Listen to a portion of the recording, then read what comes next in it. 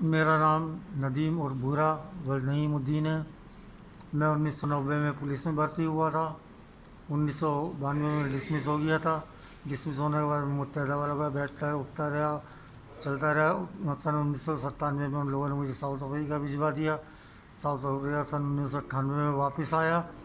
वापस आने के बाद मैं यहाँ पे निगरानी थाने में अरेस्ट हुआ, जहाँ पे मैं 302, 353, 324, 13D के केसेस थे।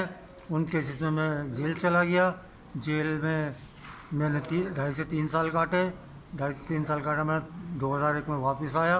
2000 वापस में एक आने के बाद मैं ऐसे ही मतलब मुत्तैदा के लड़कों से दुआ सलाम रखी टेस्ट करता रहा। फिर मुत्तैदा वालों का अच्छा वक्त आया। सन 2005 में मैंने अपनी जॉब बहाल करा ली। जॉब बहाल कराने के बाद मैं जॉब करता रहा। उसके बाद 2014 में डिसमिस हो गया। डिसमिस होने के बाद मैं ऐसे घूमता रहा। फिर 2016 में मेरे को रेंजर्स ने उठाया। रेंजर्स वालों ने एक रात मेरे को अपने पास रखा, इंट्रोगेशन करी मेरी। इंट्रोगेशन करने के बाद उन्होंने मेरे को रिलीज़ कर दिया। रिलीज़ करने के बाद मैं बेरोज़गारी में चलता रहा।